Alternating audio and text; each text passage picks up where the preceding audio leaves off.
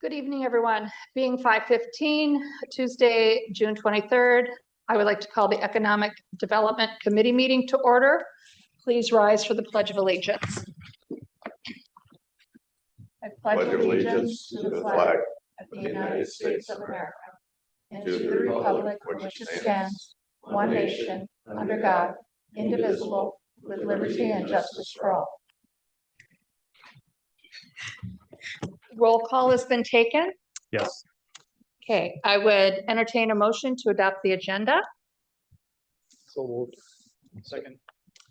Motion has been made by Dave, second by Hans. All those in favor? Aye. Opposed? Agenda carries, motion carries. I did entertain a motion to approve the May 26, 2026 meeting minutes as presented in the packet. Move to approve the minutes. Second. I have a motion by John and a second by Bill. Any discussion? All those in favor? Aye. Opposed? Motion carries by all. Public comment? Public comment? Seeing no public comment, I will close public comment. Okay, next agenda item is to review the status and consider action on 2 lapsed development agreements. Chad, I will turn that over to you. Beautiful. All right. So like the agenda kind of says, we've got 2 developer agreements that have lapsed. I'll talk about each of them independently. First, Deer Wolf Garden LLC. That was the beer garden concept that was planned for the property in between the new SCS Wolf River Apartments and Longevity Nutrition and Wolf River Pub there. That developers agreement talked about starting their development construction plans by the end of last year. That's obviously lapsed. That original developers agreement, if you recall, the city owned that property parcel, and we entered into a developers agreement to have the property developed with a clawback clause in there that if the development did not occur as the timeline indicated, that we would get that back. So I have had conversations with the owner, Kim of Deer Wolf Garden, and we're both in agreement that we will work on the process to deed the property back to the city. The city attorney is working on that and moving forward. So, but I want to make it crystal clear that even though the plans didn't work at the time, Kim is still very interested in being involved in the future project and the future development of that area. Like we talked about, we're going to be hiring the landscape architect from Ayers to help us work on concepts for that entire area. They're very interested in that. Unfortunately, things didn't work out at the time, but just the 2 points, I guess. Number 1, we're working on having the property deeded back to the city. But number 2, whatever happens with the planning stages, however that works out, Kim is definitely interested in being involved. And I think her vision is something that definitely is very applicable to that area. So however the planning stages work out, time will tell. We'll kind of go from there. But any questions on that? As a potential agenda item for a future meeting, could you reach out to the Milwaukee Parks Department and talk to them about the leasing program that they have for beer gardens? I might assign that to Ginger, seeing she's the Parks and Recreation Director, but we can work on that. So, concept of the information on how they have that plan figured out, how they do with that. Milwaukee Parks. Yep. I guess going forward, we have to decide on what we would like to do with that area as well. Do we want to market it for another developer to come in and build? And my recommendation at this time is to have that parcel incorporated in the overall plan, so that whatever we determine as what we want to see there as a city, as a community, as a council, if it's a public-private partnership, then we could say, hey, we envision this, whatever this is, we envision this here, and then we can talk to Kim, talk to other developers, whoever works out to see if that works out, if there's a private interest to be involved with it, or like Han said, is it something that we own and we lease out? So would this be turned over to like Park and Rec? Would it be a park? Would we, because originally we were doing placemaking and it's kind of developed into something that's not really placemaking anymore. So I was just wondering if it was gonna eventually down the road become a park. Yes, no, maybe. Okay. Yeah, I think the sky's the limit right now. I think, in my opinion, we still have the placemaking aspect, the placemaking concept, but I think we have the opportunity in my mind that we have a tourism opportunity. So I've seen, and I'm still kind of going through them. I think I emailed Belinda a couple of studies in the past, but there's been a bunch of studies with the city in the past about how to, incorporate the river more. How do you incorporate the businesses more with the river? How do you take advantage of the river more? I think that's our opportunity there to really incorporate some type of tourism riverfront destination. I don't want to keep on saying Fremont River Deck, but I think that's just something that everybody can relate to. But a New London piece, whatever that is. So it could be a park, it could be a private space. I guess we just go through the process of that, landscaping plan and see how it all works together. So That group that was here that time that we toured the river with it, did they have any plans for that idea or any ideas for it? which group was that? The one Belinda- last summer? Yes, last summer that we walked down the main street with them and stuff and Is all that around. the placemaking? Yeah. Yeah, that was for players? the placemaking. That was theirs. Yep. Same group that we hired to do the Did they have- concept okay. designs. Okay. Yep. So we'll be working with them to continue options, ideas, landscaping. I was wondering what ideas they had, because they had a lot of ideas for different stuff. Mhm. Okay, Tim, the way Milwaukee does it is it's a park with a beer garden building or whatever, and they basically lease it out to, say, Sprecher Brewing or some other, microbrewery. They come in, they run it, they make the money off of it, but the city or parks department gets paid for the lease. The thing that I kind of like about that idea is it offers us flexibility for how we want the space used. Mhm. Also, if things are not going quite the way we expected, we can address that, with the leaseholder as opposed to, well, it's somebody else's private property. Scenario. There's pros and cons both ways with that, So. Any other questions on that one?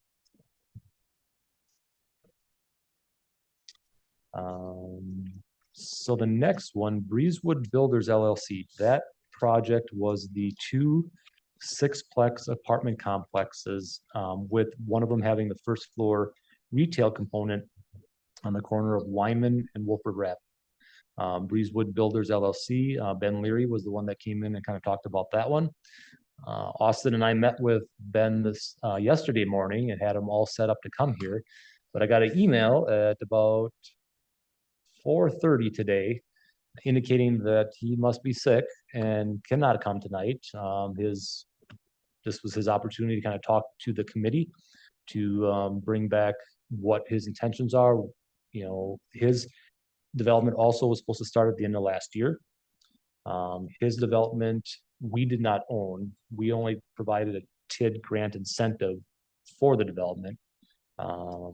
But as you can see on the screen right now, I asked him to provide new timelines and an ask, for what he would like to see, because basically his development agreement right now is lapsed because he didn't start by the end of last year.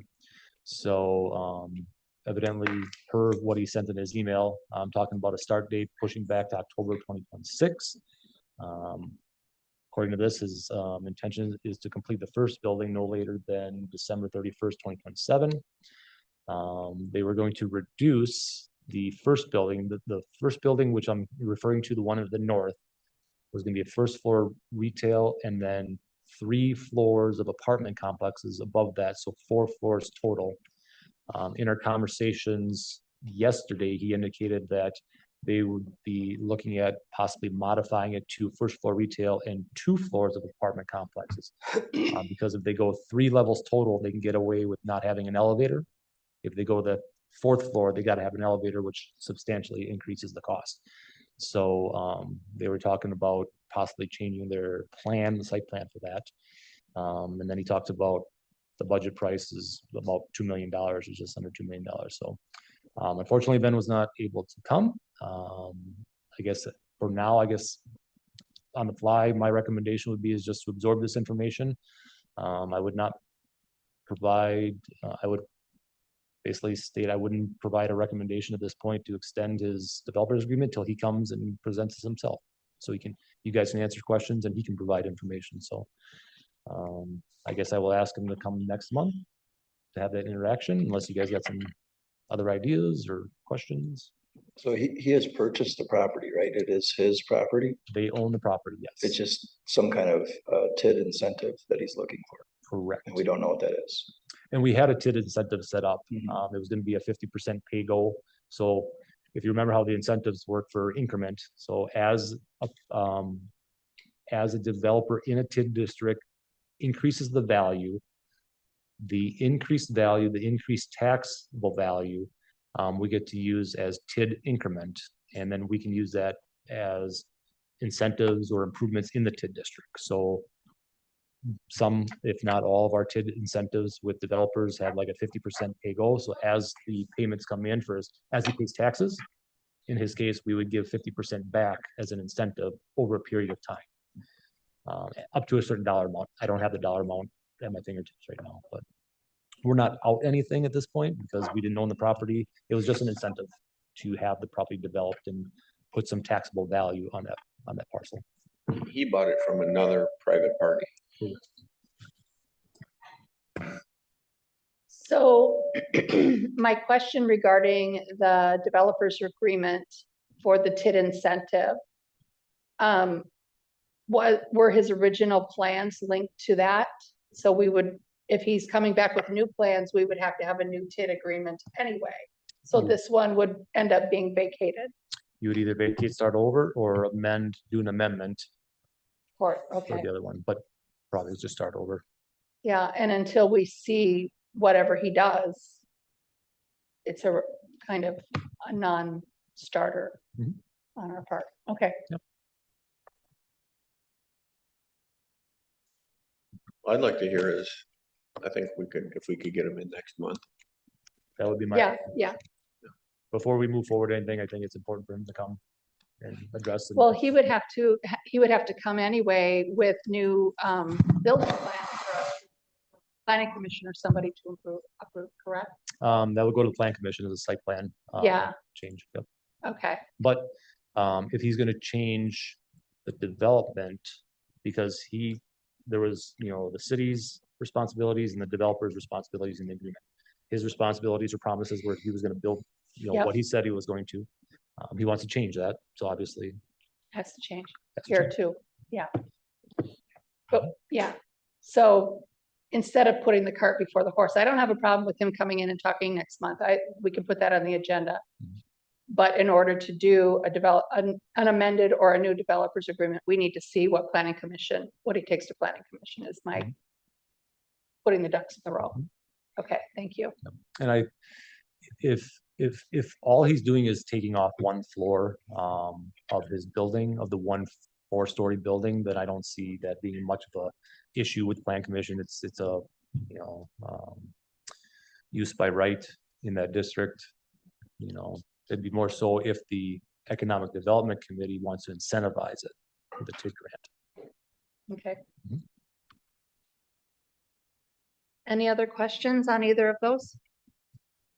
No, that area had the pump 24s, right? Is that all been tested? Make sure everything's great there.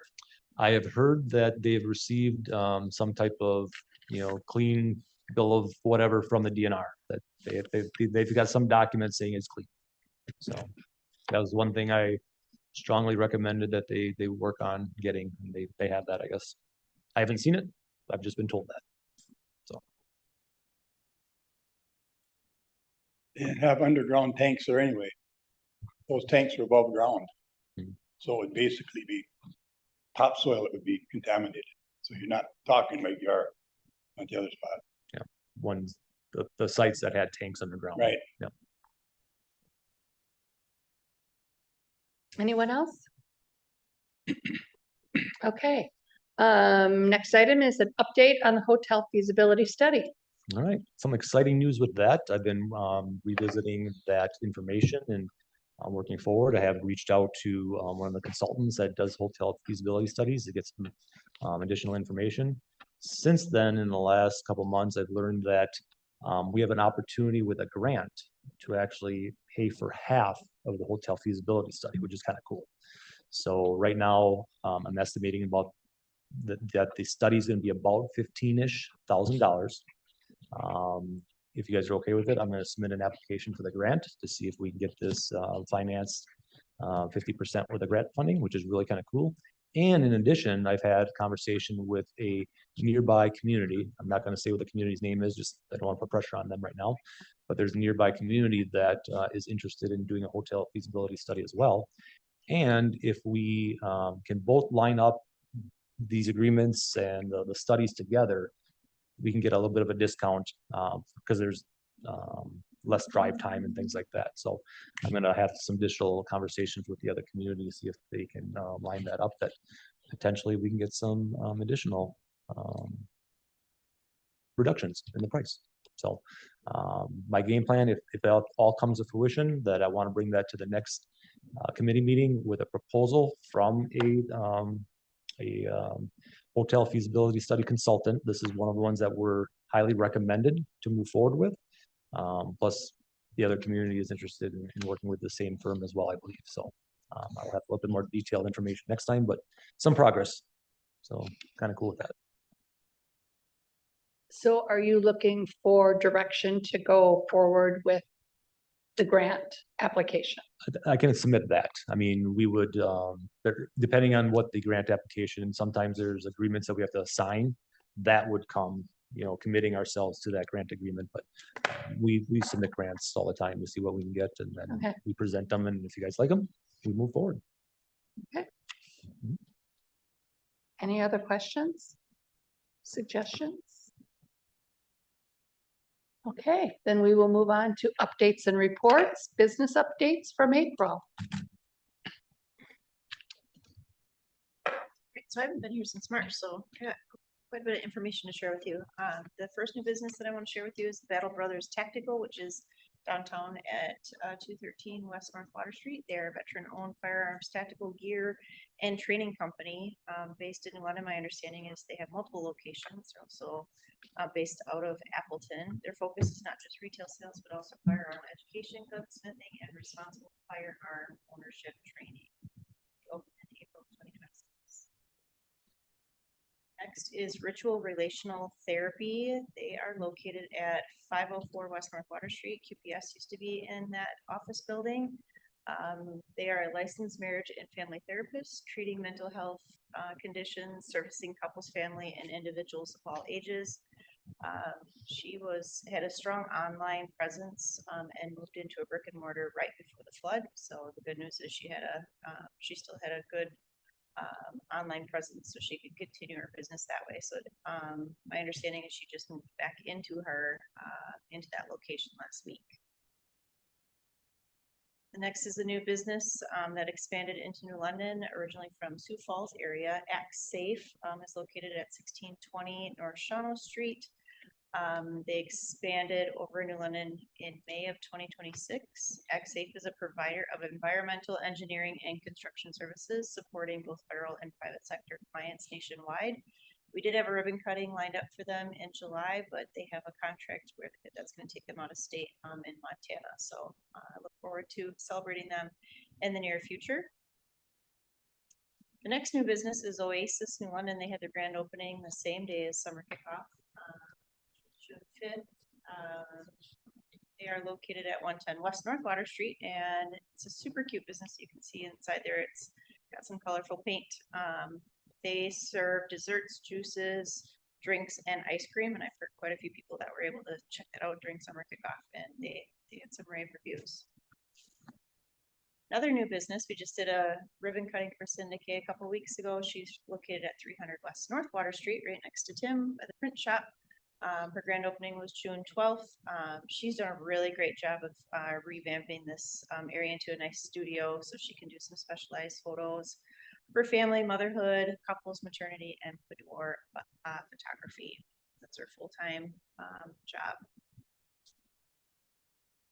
I just got word over the weekend that we have a new pharmacy coming to town, Amera Wellness Pharmacy. My understanding is they also purchased the Erickson's Pharmacy in Clintonville. So they plan to open at 309 West North Water Street. That was formerly the Olive and Rose Boutique. Their timeline is to be determined. They're finalizing some contracts right now, which they hope to finish up in end of July and have an estimated open date between August and September. So look forward to some more details there. We had a business expansion happen at the end of April. FML Discount Grocery was right across the street from the chamber, leasing from Midstate, and they have expanded. They've gone from 1,200 square feet to just over 4,800 square feet at 1817 North Shawano Street. So really great community resource there because they offer discounted groceries as low as $2 a piece. There's some new services that came into town. The first being Tri-County Chiropractic. They have moved just recently to the former Babes building at 102 North Ridge Drive. He has a massage therapist. His goal is to have like a one-stop shop wellness area all under one roof. So he brought that massage therapist in April 2026. Another massage therapist came to town. So Covenant Co is the newly renovated space on Wapaka Street. Right across the river there. So we have a new business called Massage by Calm. I made Covenant Co there. As of May, I believe late May, they had a grand opening for him. So some commercial listings, the newest update being Shamrock Heights is listed for sale, 3.4 million on the bottom there. And then we had some pretty considerable price reductions for Marley's at $395 and the former Boyles is down to $199. Both of those started in the 600s. It's a pretty drastic reduction there. The 1200 North Shawano Street, that's I call it the Subway building where Subway is located. That's a newer listing that's come back on the site as well. Questions?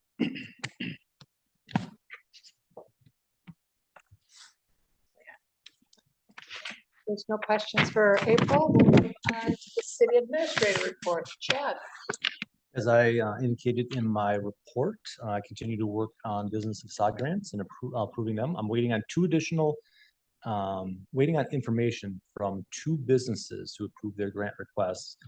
If I approve those, I anticipate we'll have about $1,663 left in our $55,000 budget. So at this next meeting, I will have an update, or at the next meeting, I'll have an update, full update of all the grants moving forward, but there's not much left out of our $55,000 budget that we put together. So I'm seeing some improvements around town again. And then Austin and I've been communicating with the developers who are interested in building the apartments east of Aldi's. If you recall, they're looking at doing 4 12-unit apartment buildings. This is the same developer who has built the apartments at the end of Partridge Drive. If you're at Walmart, there's that road that's north of Walmart. At the end of there's apartments back in that corner there. Same developer, looking pretty much, I think, the same footprint as what they're looking at. But we've been working and communicating with them. They have a very aggressive timeline. They want to start earthwork this fall. That is also a TID, so we're talking about TID grant with that one as well. And if the stars align, Attorney Stegbauer is working on a developers agreement. We want to get that all kind of figured out. So we possibly, and these guys would really like to see that looked at, that we'll be looking at doing review of the grant agreement at the next Economic Development Committee meeting for that project. So they really are very interested in moving forward very quickly with that. So that's exciting as well. And that's all I got. I'm just kind of curious, you said east of Aldi, so there's a road going in there. Is there progress on that road? Because you'd have to get that road put in for them to build, right? Yep, let me bring up a map here.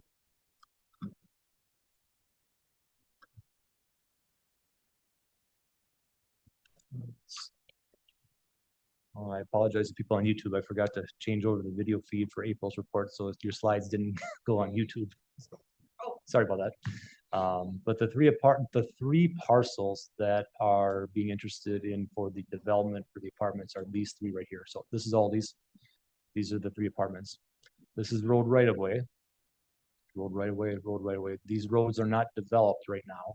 You might notice if you drive out there, there's a bunch of fill here. We use a bunch of the extra fill from the Oshkosh Street project, free fill, to work on this. We're actually working on a wetland delineation right now to make sure that we're okay with continuing the road right away. We're still working on negotiating how this is going to plan out with engineering, but either A option, we would develop this, or B, there might be an option that we vacate this section right here where I got my cursor going back and forth. Because if these are all apartments, there's really going to be no need for public right of way going north and south of here.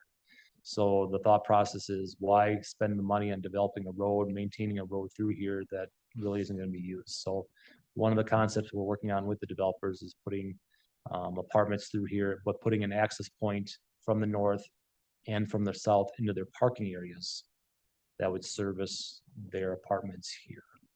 So there's a lot of things that we got to work out yet before the development starts, but for sure we would have to work on development of this section here. And we're working towards, like I said, there's fill there and we got to work on that. And then probably at least somewhere getting access throughout here so that they got two sets of accesses to the lots. We got to look at probably combining these lots because the site plan that we saw has apartment buildings over the lot lines. We can't build over a lot line, so we would have to work on, the developer would have to work on a CSM to combine all that. Austin, what else was there that we had? We got a laundry list of things that we got to work on as well. We've got to look at stormwater infrastructure out here too, with the stormwater pond, the placement of that, and the design. The process to get the street vacation and the CSM, we are hoping to get that done in one instrument. We'll work with the applicant on getting that done just to make sure timelines work.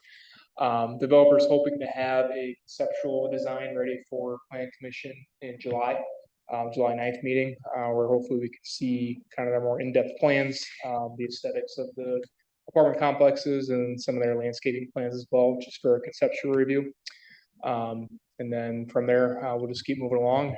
Like Chad said, they do have an aggressive timeline. We'll do our best to meet that, but we got to make sure we're planning responsibly for something like this. So. Does that answer your question? Yeah. Perfect. You're talking about an exit or another entrance, that would be by Crystal Falls? Mhm. From Crystal Falls? Yep. So right here, the corner of, what street is this? I don't know what street's in here. So the corner of North Ridge Drive and Hanshee, there's that, it's basically a corner right now, but it does actually continue right of way through there. It's just not developed as road right away right now. So yeah, this is Crystal Falls, or the church. Yeah. The Victory Church? Victory? Is it Victory Church? I think so. Yeah, is that the one? Used Crystal to Falls be. is? They're close. So, but yeah, we gotta figure out at least developing partial roadway here to get into that area. And this is in the TID district. So that's another reason why we have TID funding to help us finance some of these public improvements to developments like this. So.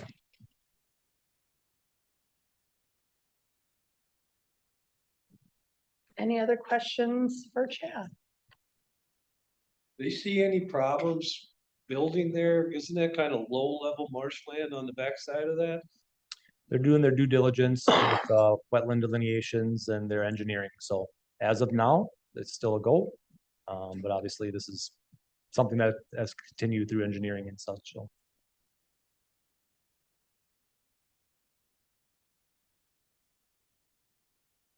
Let's keep our fingers crossed that it's developable. Otherwise, it just sits there as vacant for a very long time.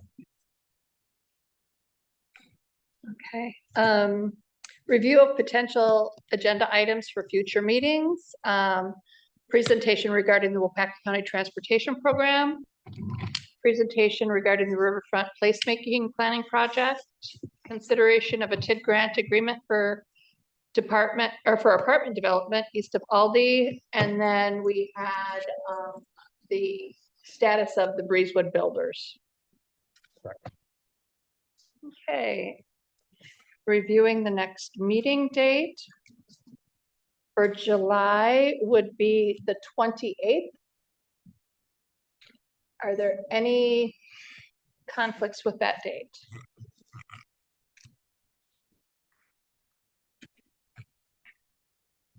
Okay, hearing none, we will set the agenda, or set the next meeting for July 28th at 5:15 right here.